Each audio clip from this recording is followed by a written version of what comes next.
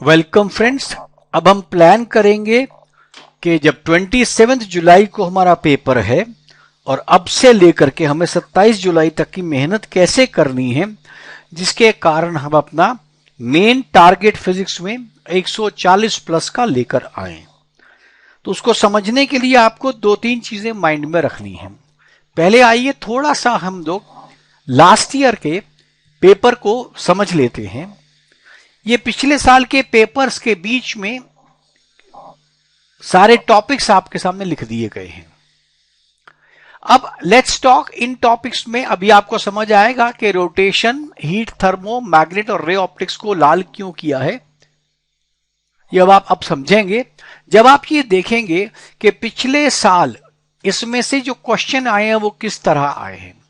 आपको बताने का मतलब है मैक्सिमम क्वेश्चंस जो आपके पास आए हैं, रोटेशन के 10 नंबर के, हीट एंड थर्मोडायनामिक्स के 13 नंबर के, मैग्नेटिज्म के 9 नंबर के और रे ऑप्टिक्स के 9 नंबर के, ये आपके पास अलग क्वेश्चन मैक्सिमम इन टॉपिक्स से आए हैं। हालांकि 9 ही नंबर की प्रॉपर्टीज से भी आए हैं, लेकिन प्रॉपर्टीज चैप्टर बहुत बड़ा है, तो छोटे कम चैप्टर में अधिक किसमें आया है। देखिए रे ऑप्टिक्स में बहुत आया है, वेव ऑप्टिक्स में आए हैं, लेकिन ऑप्टिक्स का भी पार्ट अगर आप रे ऑप्टिक्स लेते हैं उसमें 9 मार्क्स का आया है लगभग।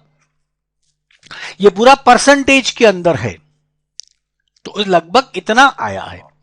अब आप यहां पर देखिए क्लास 11th का जो टॉपिक पढ़ता है आप उसको देख सकते हैं कि ऊपर वाला, साउंड से ऊपर वाला सारा उसमें आता है, ठीक है, और वो लगभग 50% है।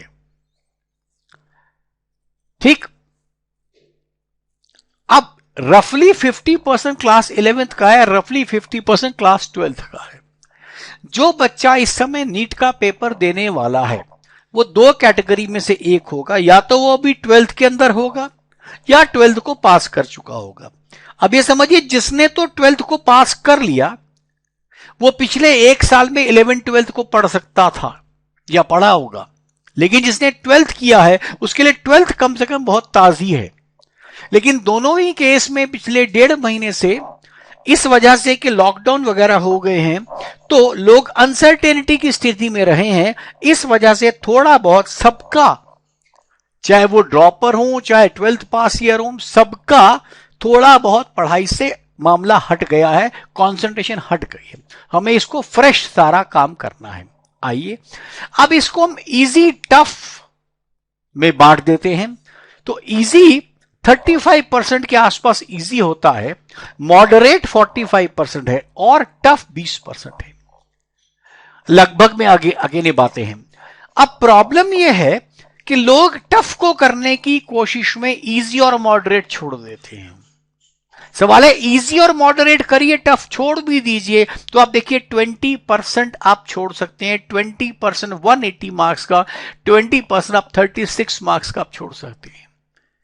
और अगर आपने 36 मार्क्स का पूरा छोड़ भी दिया, 36 मार्क्स का आपने पूरा छोड़ भी दिया, तो आप देखिए 144 मार्क्स आपके कहीं नहीं गए।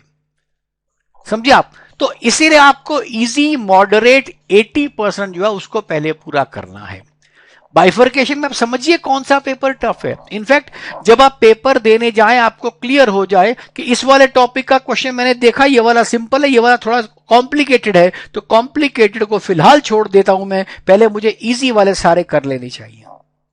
इसको ध्यान रखिएगा। आगे चलिए, अब हम टारगेट अगर आप 120 प्लस का करते हैं जो कि स्टेट कोटा के लिए है, मैंने आपको बताया स्टेट कोटा में 140 प्लस का करना है, तो आपके पास 120 डिवाइड बाई 4 4 नंबर का क्वेश्चन, आपको केवल 30 क्वेश्चन करने हैं 45 में से, मतलब 33%, 1/3 की आपके पास लीवरेज है।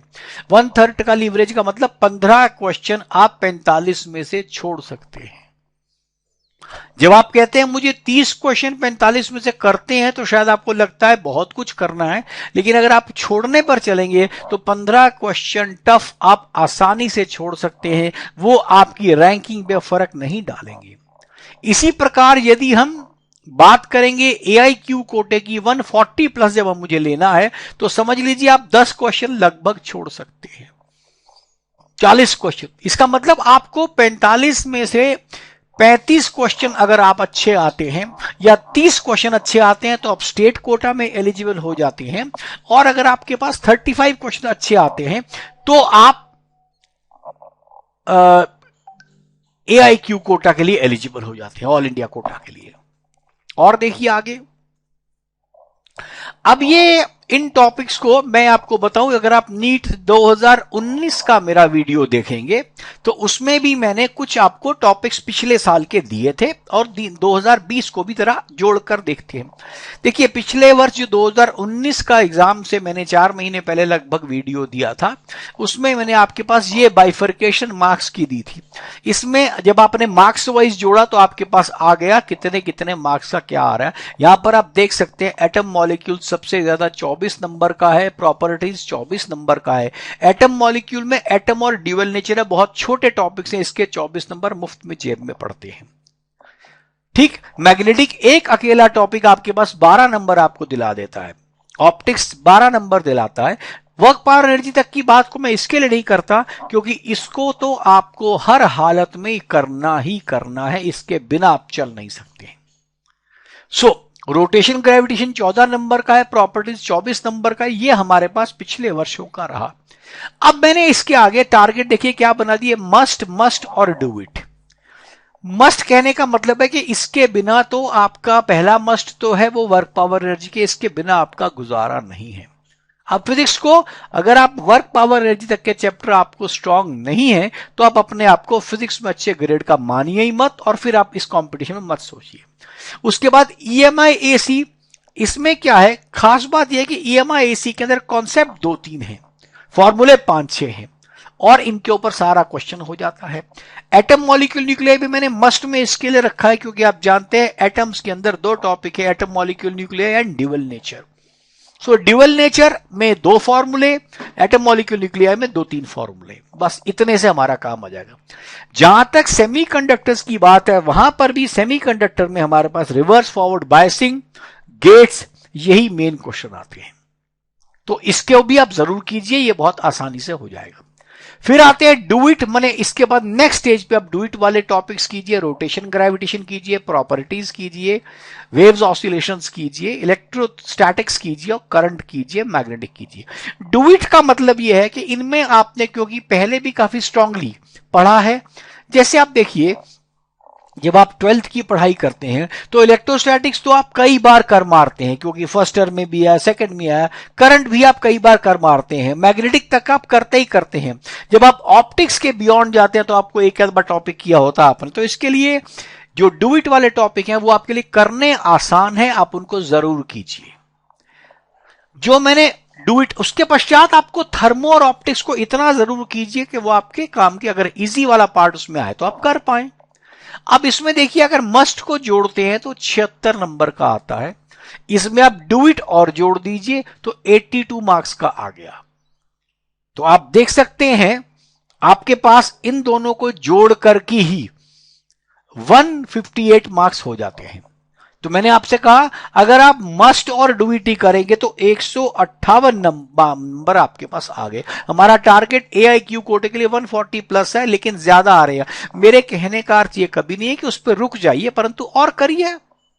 अब आगे इसको देखिए, आपके पास आज की तारीख में अगर हम समझने की कोशिश करें तो 60 प्लस डेज हैं।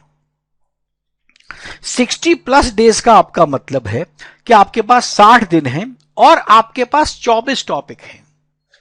तो कायदे में अगर 60 को आप 24 से डिवाइड करते हैं तो आपके पास 2.5 टॉपिक्स अ डे आता है।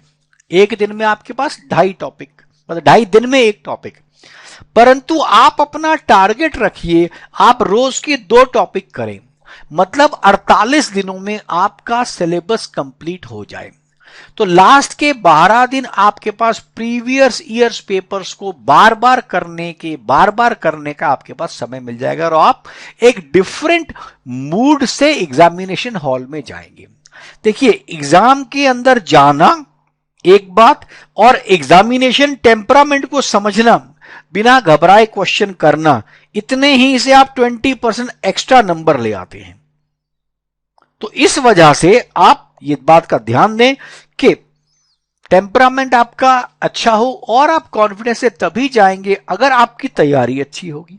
तो तैयारी अच्छी कब होगी? जब आप प्रीवियस ईयर्स पेपर्स को बिना अधिक हेल्प के बार बार कर चुके होंगे, तो आपको यह क्लियर हो जाएगा इससे अधिक इसमें कुछ खास नहीं है, इतना तो मुझे आता ही है।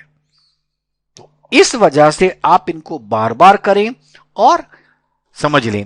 अब अगले वीडियो में हम आपसे एक एक टॉपिक की बात, इसके इंपॉर्टेंट टॉपिक्स, टर्म्स और जरूरत पड़ी तो कुछ क्वेश्चंस को भी लेकर चलेंगे ताकि आप अपने इस टारगेट को पूरी तरह पूरा कर सके।